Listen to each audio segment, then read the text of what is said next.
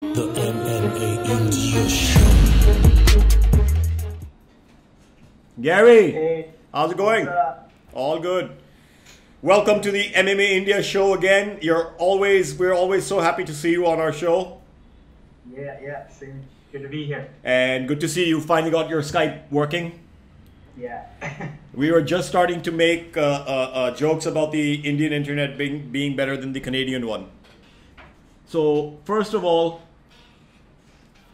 a very big congrats for your win Thank you very much.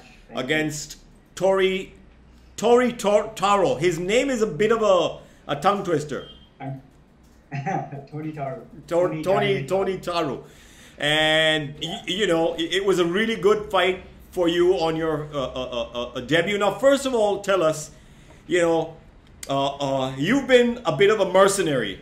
You know, you've been in, of course, Brave, in SFL, and now, of course, in 1FC. How did 1FC work out? And is this going to be your home now for some time? How 1FC worked out for me was I went down to Seattle to go train with Mighty Mouse before his Henry Cejudo fight. And after sparring, Matt he sat down with me and he offered me the contract. He's like, this would be a perfect place for you to come. The fan base is amazing. They're a growing organization. They told me some of their future plans, which you've already kind of seen have gone down now, and just kind of showing me the future of that organization, and that, like, you know, places like the UFC aren't the only places anymore, that there's bigger animals. I had to sit back and kind of reevaluate everything. And from that, I made the decision, like, I got to go forward. I have to think outside the box, and went with it and never turned back. And then literally 3 months later, Demetrius signed. And then Bibiano was already over there. Bibiano always wanted me over there. And now I've done my first fight, and I can't think of any other place I would rather be. Just finally being on my first one show, it was just a completely different thing than any other promotion I fought for. And yeah, I can actually say that this will be my home, and I'm actually very happy to be there. You know, and obviously, you know, congratulations for coming on 1FC, because it is, you know, one of the top global promotions now.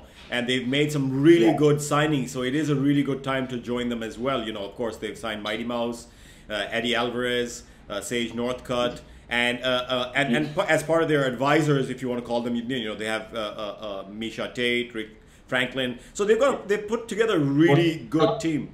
They just brought on my favorite fighter of all time, Vitor Belfort. Exactly, yes. Vitor Belfort also, of course, the legend. You know, but of course, you know, with all due respect to Vitor, he's an amazing fighter, but we don't know how many fights he has left in him. People like you and Eddie and Mighty and even Sage Northcutt, we know you've got a lot of years left in you, and we love to see Vitor, and he's a legend. Now, coming back to 1FC, so you train out of Vancouver still, and you're just going to go for the fights, correct?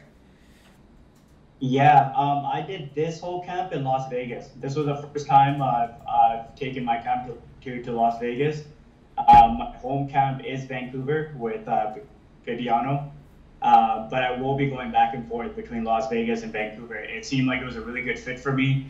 There was so many bodies and the level of training and just being uncomfortable all the time, and you kind of saw in the fight. If you compare me to my past fights, it was a completely different version of me, and it's because I was training with high-level guys all the time, and it came through, and it showed a complete new version of me, where it seemed like I belonged at the level that I was fighting at.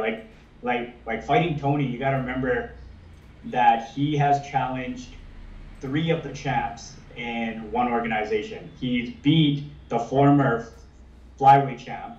He's been in there with the current champ at bantamweight and the former champ.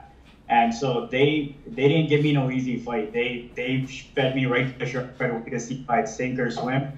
And it was a test right away for them to see if they want to invest in me, if they want to take their chances with me. And I had to rise to the occasion. There was no kind of warm-up fight or anything. they had to see it right from the get-go. So they gave me a tough guy right away. And I've been watching him for a few years. Yeah, well, I was going to say that coming to the fight about your performance, that it did seem like a totally new you, both in terms of body and your, skill. Of course, you've always been a very, very highly skilled fighter. But, what I liked best was there was no second guessing in your fighting, of course, you've just come from SFL and before that, Brave for the title fight, but there was no second guessing in your fight. You had a game plan. Your kicks were on the mark, and like you said, Toni Tauru is no walkover. It was a really tough fight, and that's what I meant by saying you had a very good first fight. It wasn't a soft intro into ONE FC. They really put you into the deep end, and it was a really good fight. It's not like it was a walkover for you.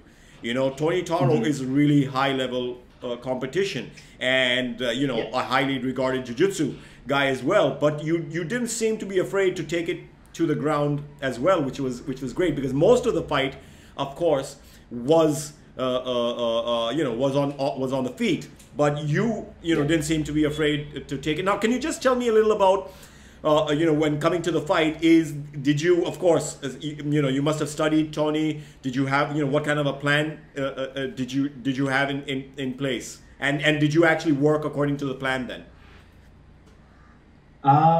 We very vaguely watched them. I've kind of come to realize over the years and the experience I've had now, you can't build game plan around tendencies of another fighter. There's no reason that whatever tendencies he has, if they're weaknesses, that he's not fixing them. Just like tendencies that I have that I don't fix in my training camps. So I always bring out a new version of myself. So if somebody was game planning from an old version of myself, then they're already 2 steps behind, and I don't really do that about my opponents either. So I probably watched them over the 7 weeks. I probably watched them about 2-3 times, and my coaches never really gave me a game plan. We just worked all levels, just to prepare me in all areas of wherever this fight was going to go. They just wanted to make sure that I was comfortable and confident in wherever this fight went, that I was going to be better at it. And that's what we focused on. They even told me, they're like, if you want to take it into his world, take it into his world. Believe that you're better. So we never really had one of those things where I stay out of here, stay out of these situations. I did train with longer range guys just because of his reach and stuff like that. I knew he was going to be the tallest opponent I've ever had and somebody that's going to have a longer reach than me. So I was sparring with guys that were taller, a couple of the UFC guys and stuff like that, just to get ready for a longer reach. But it was hard to find guys at my weight with that kind of reach. So I was going with lightweights and like featherweights and stuff that had that kind of reach. So that was one of those things where I had to be comfortable already coming in there, knowing that he was going to be the taller, rangier guy and wiry kind of body feel. So that was probably the only thing. Other than like his style and tendencies, we didn't really game plan anything around that, just to make sure I felt confident and wherever I took it, just focused on myself. And that's one thing I do want to mention is that's why I said you weren't second guessing yourself. It didn't seem like you had a plan fixed in your head. You were more in the moment, and that's why the reflexes were so sharp. Is you weren't, you were in the moment and just going for it. Yeah, you gotta understand that, like, the way that I train, I create these guys in my head to be much worse in my head and during training than they've ever actually been in the cage. I made Toni in my head to be a complete different monster that when I finally stood in the cage across from him before the fight started, I realized he was human than the guy that I created in my head. So the guy that I created in my head is what makes me lose sleep at night, make me put in extra training sessions, makes me better myself, put myself in more uncomfortable things. Because I create these guys in my head to be just these complete animals that I need to figure out how to beat, or I'm going to get eaten alive. But then when finally the fight day comes and I'm standing across from him, I realize he's just human and he is actually not what I've created him out to be in my mind. And that's something I put myself through. I never start training camps confident. I always kind of start training camps in fear. The other guy's always training more. He's much better than me, which makes me rise to the occasion. to always work harder, to always put in that extra work. And sometimes I put in too much work. Sometimes I overtrain myself because I just in my own head, I'm in my own head always thinking these guys are so much better. Then when I finally got in there, I was just I was the monster when I got in there. Now, have you officially joined Xtreme Couture team and also 10th Planet Jiu-Jitsu? Are those your teams now? I'm still with my home team in Vancouver, but yeah, I am associated with guys, and I do my camps with them with 10th Planet and Xtreme. It's just from here to Vancouver, it's about 2 hours on plane. So I was doing 5 days out there and then coming home on the weekends and doing Friday sessions here in Vancouver with my team here, and then would go back Sunday night. So I was literally going there 4 or 5 days, come back, spend time with the family, do a couple of training sessions here, and then go back. And I did that for 7 weeks straight. So I like the thing about it was sometimes when you're in training camps, especially long training camps, this one's been going on since the first week of this year. You start becoming stale because the environment starts becoming the same. Everything kind of starts. You kind of get in a repeated pattern and you mentally burn out. The good thing was I would come home on the weekends, where it would always make me look forward to hopping on an airplane to come home to my wife and then spend time for 48 hours. So it always made me use every day to the most, knowing that I'm going home on the weekend and refresh on Sunday and come back and do it all over again. There was 1 week where I did 2 weeks straight and I actually felt myself kind of burning out because I had nothing to look forward to. So I was always trying to use every session, every hour I was there to the best of my ability, knowing that I only had 4 days every single week, which made me be way more effective out there than kind of going, I'm here for 7 weeks, I'll just kind of stretch it out. I always used every week to my full potential, and I like that mixed up. And then we finished off the last week over at Tiger Muay Thai, so you could get acclimated. So that change of environment was completely new for me. So I finished up the camp over in Phuket at Tiger. From there, flew over from my. So, as you know, as a newly married man, it must be pretty tough being on the road so much right now. It is, man. It is, but I have a very supportive wife. I have somebody that on board with me. She handles a lot of the stuff that. The reason I even had to go to Vegas is because I am involved with a lot of things back home, and the thing is, when I'm here, I'm gonna try to be involved. I like to control. I'm pretty controlling in the way of anything that I'm working on. I need my hands in. So she had to kind of take it all out of my hands and go, listen, you need to go away from here and just let me handle it. And she took on it all. She took on the work of 2-3 people that I usually handle, and she took it all on herself. So we had to work as a team in this. I had to put in my best effort over there, and she was handling it here. And now I'm finally home. This year, we've seen each other maybe 8 days, 7-8 days over the first week of this year, and now I'm finally home for a bit. Now we're now you know when you go to a place like Yangon, which is where you fought in Burma. Don't you feel like taking wifey along and after the fight, spending a week over there and enjoying the place as well? She doesn't come with me to the fights either, so I go alone. The thing is, I have this quote that I heard from George St. Pierre that has always stuck with me. He says that you take your army to war, you don't take your family. You leave your family. So you go with the team, you go with the people that have been in the gym, that you've been sparring and training with, and that's my partners, right? So, and I don't have my family with me. For me, as much as it's amazing going to these new cities, I never treat it as a vacation. Not until it's done. So, and if the result's not right, then there is no vacation. And you don't know until the fight's done. So we don't plan anything ahead. I can always come home and we can leave again. That's what we're doing now. I've got the victory, and now we're gonna take a break. Now we're gonna plan something.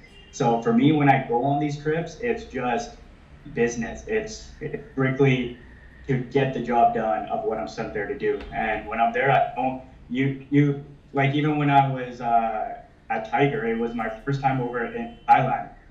And everyone's like, oh, go do this, go do that. I'm like, guys, I'm here to train, focus, get my down, get in shape. This is my final week of training. This is not a vacation of any kind for me. I'm not here chilling on just sitting on the beach and stuff. I'm here working. Like, I got the biggest fight of my career for my people, and I got to be prepared for this. So it's a lot different when I go not for a fight than it is for a fight. So so I don't usually plan anything ahead anymore. No, and full respect to you. I mean, I went for a Muay Thai camp recently, and in the first sparring session, I broke my toe. So, you know, I know how hard you guys go at it and have to keep your bodies safe. So, sorry? We're actually going over together this time, and she's actually going to come to Tiger and come train with me. Oh, nice. And we're going to... And so, yeah, that's actually where we're headed, because One Championship is doing a fighters retreat, and they invited about 40, 50 fighters, and I'm one of the fighters that got invited over there. So there's a One Championship fighter retreat happening first week of April. So awesome. Going to be heading out. Awesome. Now, tell me one thing, coming back to your career at ONE FC, you know, this has raised the bar for you, of course. You know, now two things. One, of course, is there somebody you envision for your next fight? And also, how do you take your training camp now to even the next level? Because, of course, you know, you've beaten Toni Tauru, you've got, you know, but the competition is always getting harder. So mentally, have you already started to think ahead in terms of, you know, taking things to the next level? Yeah, for me, I just want to continue. I feel like I found the formula I need for a real training camp. Like, this camp was probably my most expensive invested camp that I've ever had. I honestly cut no corners in any possible way. I had a nutritionist telling me what to eat. I even had a sports therapist, a psychologist on my team that was working with me mentally. I had the best coaches in Vegas. I had the best coaches here. I was doing privates. And then I set up camps at Tiger Muay Thai. I was flying back and forth to keep my mind stimulated. So I was flying back every weekend. And I think that's the formula to keep your, and honestly, like, this was probably the first time where, like, I'm not going to say I enjoyed camp. Like, people, when you use the word enjoy, it means, like, you know, you relaxed and you had fun. Like, because you got to understand, training camps, they're not meant to be fun. They're meant to prepare you for war. But it's probably the camp where I enjoyed the process the most. It's probably the one where I grew the most. I could feel myself getting better. You got to remember, I only spent 7 weeks in Vegas, and this is what I looked like in my debut. So imagine if I actually spent a full year going back and forth and doing this, like what I'll come out as. Before, I was just training locally. So it changed me completely, because we train as a team, but everybody is on their own path. There's about 40, 50 UFC fighters, ONE fighters, ACB, PFL, all mixed in one room. It's a lot of high-level people all over the place. And there's always people training in Vegas. Like, if you miss something, there's about 6 sections more. It's easier to overtrain than it is to undertrain out there. And just kind of training out in altitude. Vegas has higher altitude also, and that helped my cardio a lot. If you saw in the 3rd round, I came out like I hadn't even done the first 2. I came out in a different speed, and that's what put them away. And it's because of all that training, and then going out to Tiger and training that humidity, sparring in that humidity, grappling in that humidity, wrestling in that humidity, that had my body already acclimated. That's why I was vascular so much, because my vascularity and oxygen uptake had gone up through the roof of training in these situations over 7 weeks. So I think that's what I need to keep doing. It was uncomfortable camp, but it was the process that I enjoyed the most. It was the first time in fight week I felt fully confident. And, like, I don't know if you guys heard about how sick I got. I was still confident even after that situation. And, like, right now I'm still fighting that stomach virus, and, like, it was one of those situations where I was like, I put in so much work, so much, cut no corners, focused on myself so much that I can still be able to pull this off. I can beat this guy on my worst day, and it's exactly what happened. And I put on the performance of the night. I actually won the performance of the night for my debut also. So it was a perfect week, man. It was a perfect week with a lot of ups and downs, and it's probably one of my favorite fights at the most high level. So I couldn't ask for kind of a better place, because I fought the toughest opponent I could, who wasn't a gimme fight, and here we are, man. They're feeding me right to the top, trying to probably get me to the top. So I'm loving every part of it. So did the performance of the night come with a UFC type bonus? I actually don't know. I just won it today. Oh, so okay. they're poll, and I won the poll. So I don't know what's gonna come from it. I'll see with my managers if it's just kind of something to give or what's gonna happen. It'd be cool if they give a little bonus. We'll see. I think they've given actually a Rolex in the past. Oh, okay. So I don't know. We'll see. That's nice. They'll pay for the next fight camp at least. Yeah, maybe it's a trip to the Japan card in 2 weeks. Oh, awesome. Awesome. So now, like we said, do you have in mind the next opponent or how many fights you want to take before you fight for the belt? Any vision of that? I have visions of fighting for the belt, but I don't care really who they give me next or how long it takes me.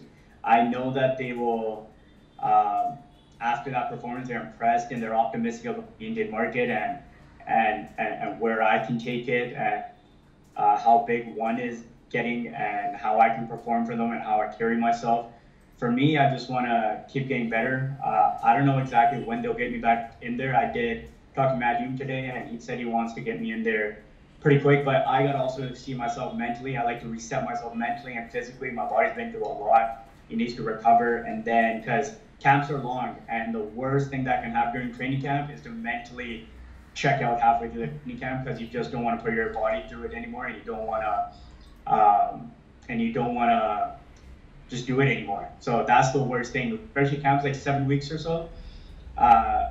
If they can get to that point, and they have for me in the past, and that's why I said just doing these trips back and forth, changing up the environment, changing up gyms, it really helped. It kept me stimulated during the whole training camp of always going to different places. So that was really good for me. Nice, nice. Well, Gary, we know it's late over there, so we are going to let you be. We don't want to take away more family time from you, but you know, we're always so happy to speak to you. And again, a very big congratulations on your win. We will of course be speaking to you again very soon. Enjoy your off time right now. Thank you for talking to us, and all the very best. Appreciate it, guys. Thank you. Cheers. Good night. Bye. Well, that was Gurdarshan Gary Mangat, aka Saintlion, who just won over Toni Tauru at 1FC in Yangon. A really tough fight. You must watch it. We are going to put some of the highlights into our YouTube video. So if you want to see some of the highlights, you can go to our YouTube video, which will be up in some time as well. An awesome fight. And of course, always wishing him the very best. This is Praveen Dabas signing off, saying thank you for tuning in again. Take care.